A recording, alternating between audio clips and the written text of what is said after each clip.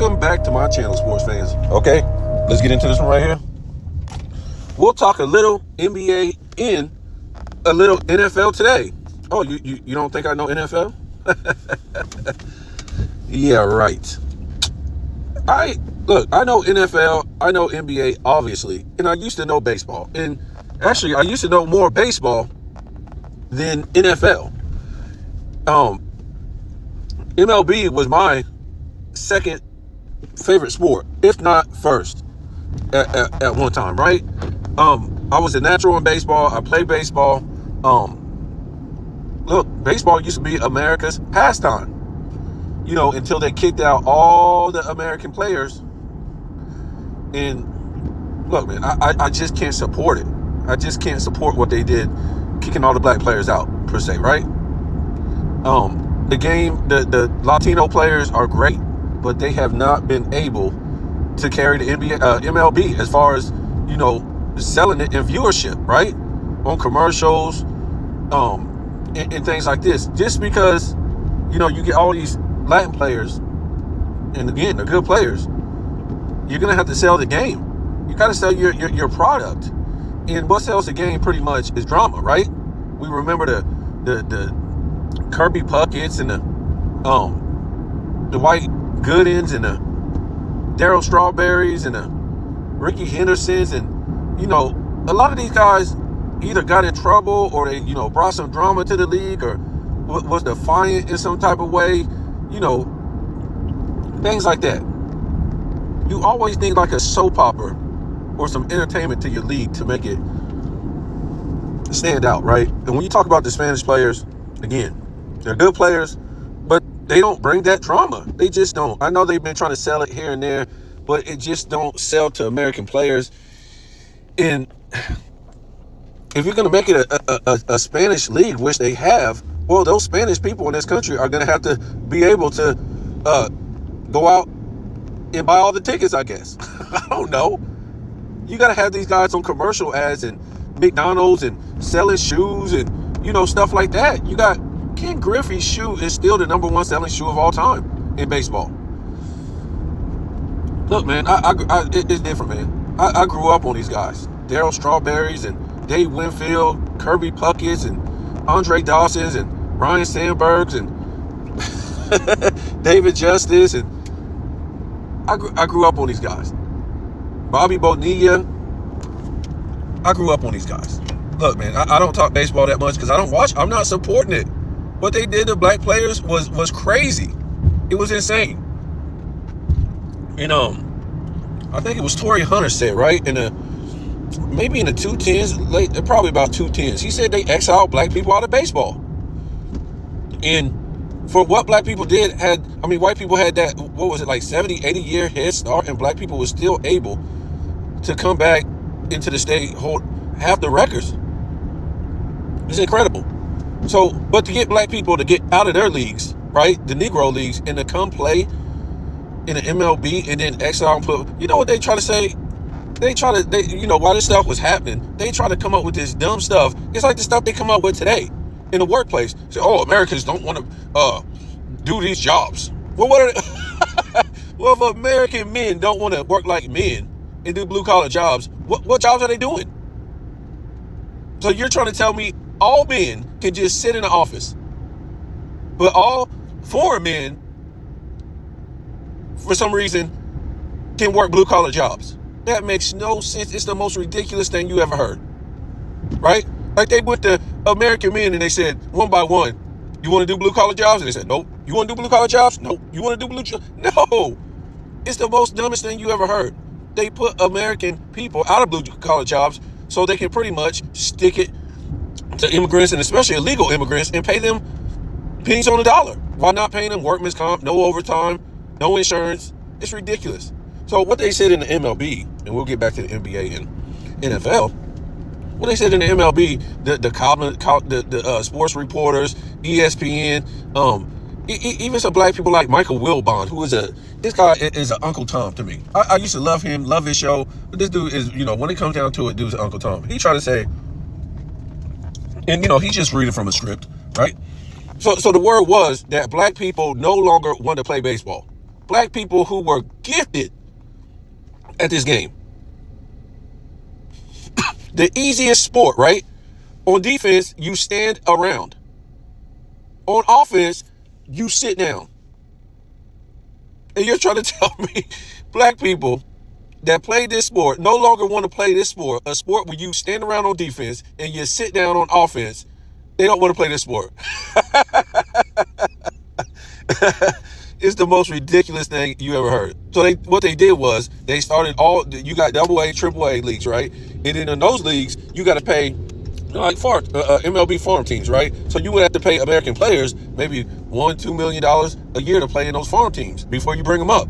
So what they did was they said, oh, we're just going to start Caribbean leagues, and then Caribbean farm teams, and we could just get these Latino players and pay them like 25 grand, 50 grand, maybe 100 grand, and we'll do it like that. And then we'll kick all the black players out. Won't kick all the white players out because we don't want, it to look too obvious.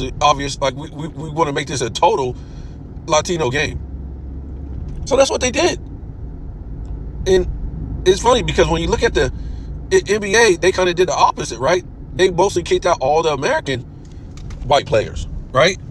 And now they're going to turn it into an international game. And guess what? It's not selling. Nobody cares. So yeah, I'm not trying to. I think the Latino players are good. The problem is, if they was anywhere near smart, the MLB would have kept majority of black players with the Latinos, and you would have had a super league. You idiots! You would have had a super league. I don't get it. But yeah, I'm not going to support the obvious. You kicked all the black players out. They pretty much is on that trend in the NBA.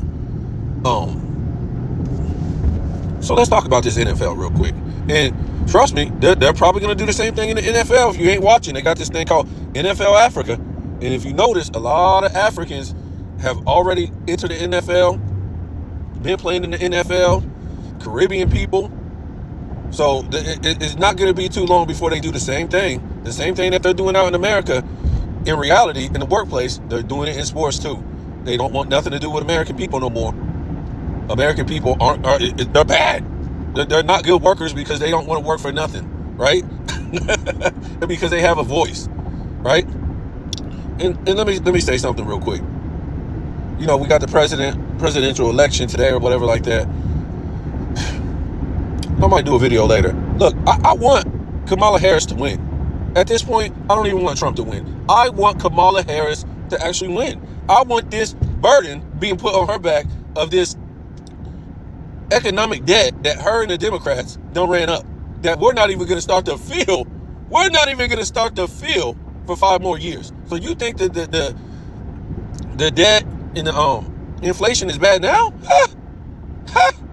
Look, I don't want Donald Trump to win, because what's going to happen is they're going to say, "Oh, what was he supposed to do? He had to deal with the inflation, right?" So we don't want him to win. It's kind of like when Bush, when he was in office and he messed everything up. Oh, what was Obama supposed to do? He was dealing with that inflation. Yeah, I want to see Kamala Harris win, and so she can magically. I don't want to hear nothing about she was dealing with inflation because she ran it up with Biden. I don't want to hear nothing about it. I want black people to actually come on TV and look like primetime fools and start crying. Oprah Winfrey, Jennifer Lopez again, all these people. We got the first black woman president. So sickening that black people can look at their mama, look at themselves, look at their sister, black people or men can look at themselves and look at their daddy and then turn around and call somebody who is biracial black. Especially people who haven't been through any kind of daily struggle or life struggle, period, that you went through, your mama went through, your grandmama went through, your great-grandmama went through, your ancestors went through. Obama ain't never went through this struggle. Indonesian liar, grew up in Indonesia, in Hawaii, went to the richest schools there. And another one, Kamala Harris, grew up rich. Didn't come around no black people until she went to an HBCU. Obama never grew up around no black people. So let me tell you something. Yeah, I want this burden to continue to be on the Democrats, because for black people, after the Kamala 4 years is up, I'm going to be laughing dead in your face, because it's going to be another so-called black president who ain't black that didn't give you nothing. And she's going to be the first black woman to win the president, to go to be a president in the United States. Ain't that something? You would have the first black president, Obama, and the first man black president, Obama, and the first woman black president, Kamala Harris, who are black. Folks, you can't make this up. Only in the United States you can say this. Only in the United States. It would be like a Chinese person electing a president. But wait, that person wasn't Chinese. That person was Indian. That person was from Hawaii. All these years, all this oppression, all this civil rights, all this stuff that black people have fought for, and they're still yet to have a black vice president, yet to have a black president. That's crazy. That's crazy. Everything that black people have fought for through civil rights, other people always achieve it. Immigrants, all this civil rights black people was fighting for. What they call this stuff? Affirmative action. Who benefits? Immigrants. Collar programs. Who benefits? Immigrants. So look, I might do something later on, but it's just the saddest thing. White people have to be laughing at black people. They really have to be laughing at black people when you see this type of behavior. A woman who already has been exposed, who isn't Jamaican. And Jamaican people should be mad that she put a fake Jamaican woman in her what? I don't know what it is, autobiography or something like. I don't know what it is. And kind of find out that wasn't even her grandmother. They just shoved her in there, and now she hasn't even been talking about being black no more because she's been exposed. So kind of find out Kamala Harris she's Indian, Jewish, and Irish. And Joe Judge Brown even said her father is not Jamaican. He's Indian, Jewish, and Irish. Furthermore, aren't we in the patriarchal system? That's what black people love. This, you are what your father is. Ain't that right? Because they got to go with what the system tells them. You are what your father is. So even if we go with, Kamala Harris's fake black grandma from Jamaica, guess what? Kamala Harris's father, his father is white. Kamala Harris's father is white. He's Irish. So Kamala Harris' father is white. Which means Kamala Harris is white.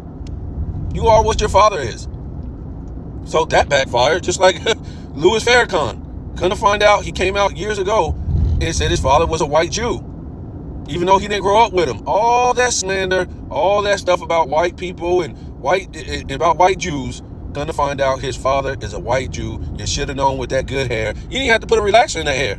That hair he just threw some water on that hair and it relaxed. With his bright white skin. So Louis Farrakhan is white. You are what your father is. Isn't that right? That's what they say. That's what you guys say in a patriarchal system. I tell you, boy, this world is full of clowns. And when you talk to people, they have no opinion. Their opinion is that of the TV. Listen to them now. Listen to how people present their opinion on life, about the world, about politics, about sports, about anything. It's about what they say on TV. It's not a rebuttal of what they say on TV, unless their rebuttal is rebuttaling another opposition. But the rebuttal will be like what they heard on TV. So if you're a Democrat, you're going to be watching NBC, CNN, or maybe CBS. So you're going to say what they tell you to say. I'll tell you, boy, everybody's weird. And if you say anything different than what the norm says, people will look at you like they done seen a damn ghost. If you say, man, I don't like Kamala Harris. Man, you vote for Trump. F Trump. Who said I'm voting for Trump? See, whatever dictator is in office, and now they have to be liable for what they did in their 4 years. They won't be held accountable by whoever likes them. So if you're a Republican and Trump went in office and effed up for 4 years, all you'll do is blame something on the Democrats or say something about the Democrats. You won't hold these people liable for what they did. Same thing with the Democrats. Y'all won't hold Biden liable for what he did. You just don't want Trump in office. I mean, the world is real sick. And could you imagine being in this world and like in the 1800s? Oh, these people were even more sick.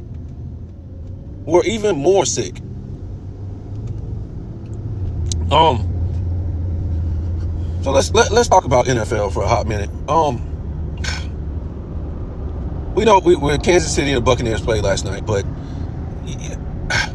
you just can't use excuses. I know the Buccaneers lost their best 2 receivers with injuries. But look, man, this is Patrick Mahomes. I mean, what are we doing? You cannot give this guy an inch. If he's not making mistakes, and they're not making mistakes, why you can't make mistakes, crucial mistakes that will put you up and make this guy really have to play for it. Have to really put some pressure on this guy. This is the Michael Jordan. I love Tom Brady, and we'll talk about that in a minute. But this is the Michael Jordan of football. He's a killer. He's a killer. We've never seen nothing like this. We've never seen nothing like him. Let's just face it. Just never seen nothing like that. I want to say, hate on him so much, but he just puts my fire out all the time. He does it every time. Now, I've been on record. He has to do more to take away the GOAT trophy from Tom Brady.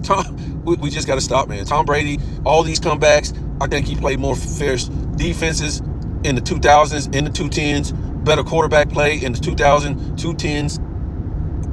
He's going to have to do it. Right? Is he better than Tom Brady? Yes, he is. As a football player, yes, he is. But again, you're going to have to prove, you're going to have to prove it with the body of work. That's the problem. Because the NFL is not, the defense is not tougher than the 2000s, 2010s, the quarterback play. When we go look at the quarterbacks in the 2000s, the 2010s, and he beat you in an NFC championship. I mean, the AFC championship in the Super Bowl destroyed you. So the body of work he's got a minute to go. I would have to see another 5 years of greatness as far as body of work. Because remember, we don't use just rings against LeBron or anybody. We use Michael Jordan's body of work. That's what we use. And it's just no comparison to LeBron and Michael Jordan. It's just a joke. That GOAT debate. But if we can get, if Patrick Mahomes could win this three-peat, guess what? Then we can start talking. Then we can start talking. I still don't think he passes Tom Brady in the body of work. But a three-peat, now we can start getting into a GOAT debate. And I think that's what the NFL, I think that's what they really want. Right? So these guys can start podcasting, ex-NFL players, and all this stuff. They really want this would be a real GOAT debate. It would be the start of a real GOAT debate for me. LeBron James, say if this guy even won back-to-back twice, maybe he could have that on his record. He never even won a three-peat. Michael Jordan won 2 three-peats, right? And taking 2 years off and coming back and winning a three-peat is just insane. LeBron can't even take a damn year off in the softest era of all time. And if LeBron could take a year off and come back and even win a championship, that would be something. Michael Jordan took damn near 2 years off, came back and won a three-peat. No matter how you feel about the opponents, no matter how you feel about these are the greatest NBA or basketball players in the world. So for anybody to retire and come back, it's just insane. It's just insane. And play against this level of athleticism in any sport. That's why we marvel over it so much. Like, who can retire and come back and win It's insane. These guys can't even stay on the damn court game to game in this era. These guys don't even play like men no more in this era. They all got to sit around the 3-point line and bull-ish around and play hot potato. And you can't even touch nobody. So yeah, but you could just, for some reason, put on your fortune teller hat, because you could just tell the future when Mahomes is playing. These dumb teams will give Patrick Mahomes every opportunity to beat him. These penalties, these interceptions at the right time, every time you get Patrick Mahomes, who is out there playing a damn video game against you, you will give him every opportunity to beat you. It's crazy. And they're missing a lot of great players on offense. I don't get it. So to me, I think we're going to have Lamar Jackson, the Ravens, and we're going to have Kansas City back in the AFC Championship. And look, Whoopi Goldberg from Color Purple is not fixing to beat Patrick Mahomes. That's not going to happen. It's not going to happen. And I'm not going to try to say, that Lamar don't have the respect from his team. But I'll tell you what, man. Patrick Mahomes has the ultimate respect as a clutch player from his team. For his team to go out there and put you in the damn dirt. All the players at every position will do this for Patrick Mahomes, like they would do it for Brady. It just ain't about the individual player.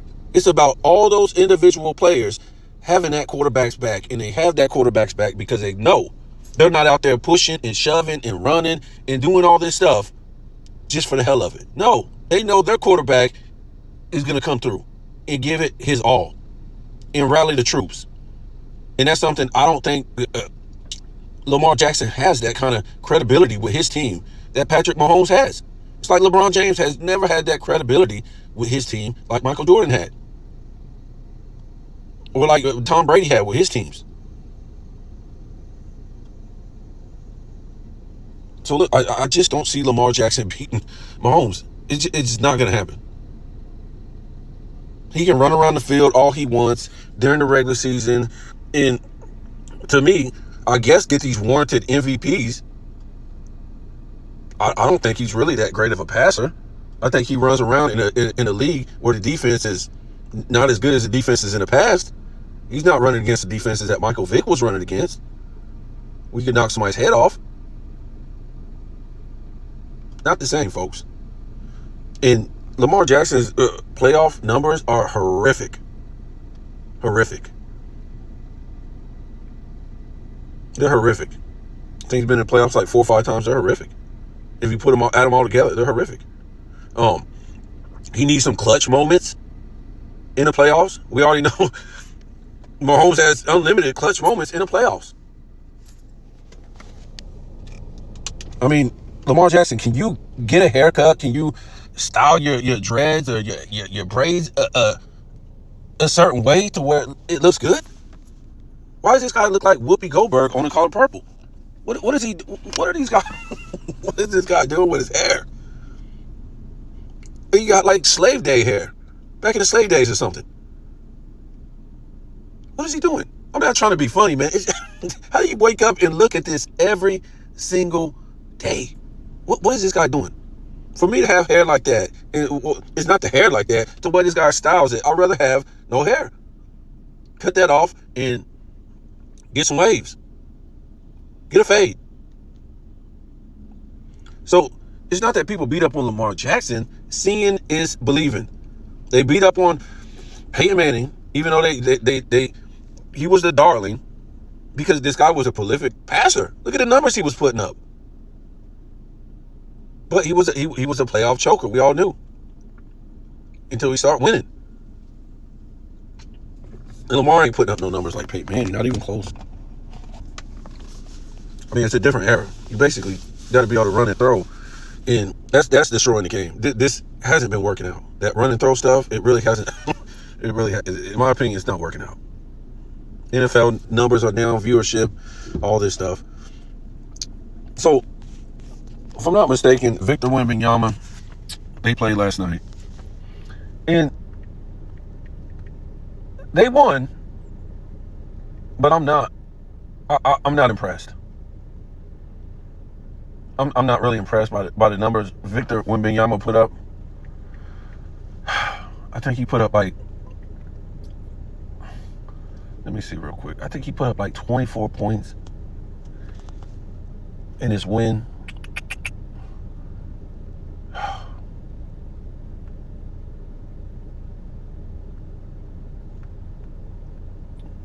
No, they lost.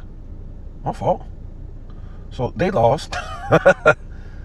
He put up 24 points in 34 minutes. I don't know why he's not playing all. Look, man, to me, this is an indication of him not playing, the most minutes on the team or a lot of minutes. It's really an indication that this guy is going to break down. He's not going to make it. This 6'5 frame, or 6'5, 7'5 frame, playing in this run and gun, 3-point shooting contest, he's not going to make it. I'm going to just tell you right now, off the minutes that we see right now, this guy should be able to play 40 minutes a game, no problem. At his age, he's playing 31 minutes, 32 minutes. He played 34 minutes in this game, 9 for 22. 4 for 4 from the free throw line. This guy's a good free throw shooter. It shot 9 threes, 2 for 9 from 3. 13 rebounds, 3 assists, 3 steals, an incredible 9 blocks. And look at this. Incredible 9 blocks, but was a minus 21. And like I said, 24 points and 2 turnovers. He had the highest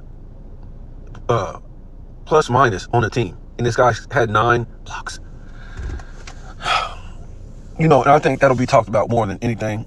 How many blocks he had. That's fine, man. This guy's not going to make it. He's not going to make it. He's not going to make it. I had a lot of expectations. How this guy, when people say, oh man, calm down, man. It's only 6-7 games this season. My thing is, these players who are supposed to be great and show greatness, it ain't about how many games it is. It's about you're supposed to come out here and be taking the league by storm. It don't matter if it's the beginning. You're supposed to be showing us from the beginning, this is what you're going to do. You're telling us, oh, I'm doing these off-season workouts. Nobody else is dedicated. That's what Victor said. When did you show us that you're taking the league by storm? In the middle of the season? I don't know. Why do these NBA fans say dumb stuff like this? It's just the beginning of the season. What do you mean?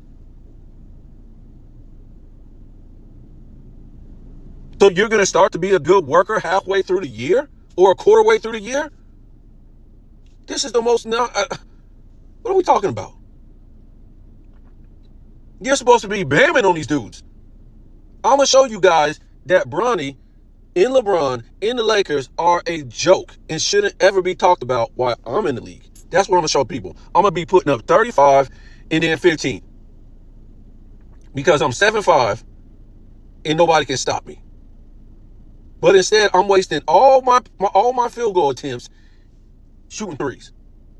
Instead of going down to the block and turning around and just dunking on dudes, I'm going to go out there and shoot threes at 7'5". Zion's not shooting 1 3. Anthony Davis isn't shooting no threes. He's shooting like 1 a game. I want people to stop the excuses. Get Pop out of there. This dude is senile. And this is what tells you this NBA is rigged. Because these guys cannot have a different style of play.